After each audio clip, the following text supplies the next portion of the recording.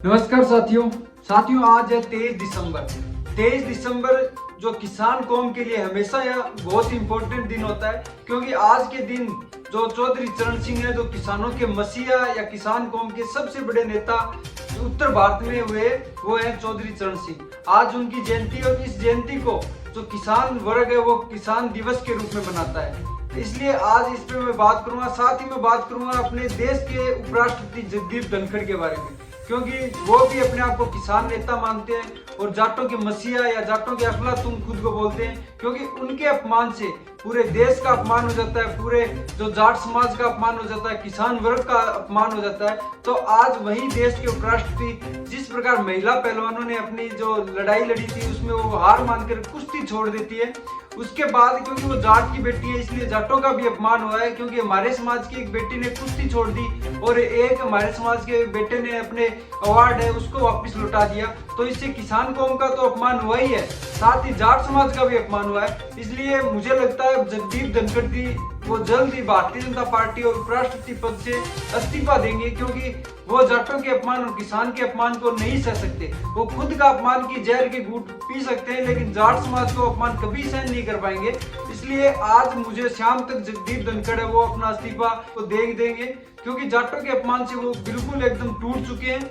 और साथ ही साथ आज जब बजरंग पूनिया नरेंद्र मोदी से मिलने के पहुंचते हैं अवार्ड वापस लौटाने के लिए, बिल्कुल अपॉइंटमेंट लेके जाना चाहिए, लेकिन मोदी जी को जब अंकित बयानपुरिया जो एक यूट्यूबर है उससे मिलने का समय हो जाता है और यही किसान के बेटे जो उनके चंद किलोमीटर दूर जंतर मंतर पर धरने में बैठते हैं तो उनके पास समय नहीं होता।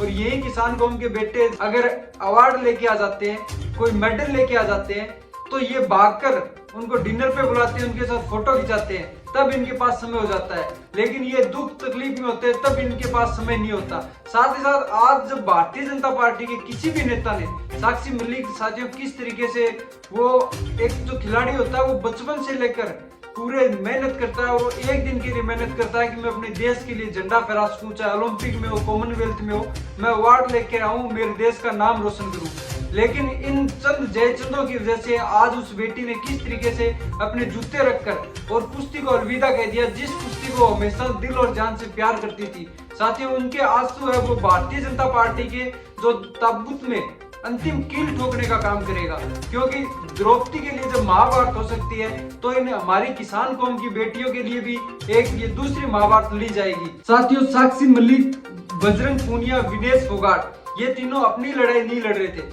ब्रजभूषण शरण सिंह जैसे अगर 1000 पे आ जाए तो भी हमारी बेटियां और बेटे इतने काबिल हैं कि इनको अच्छी तरीके से हैंडल कर लें।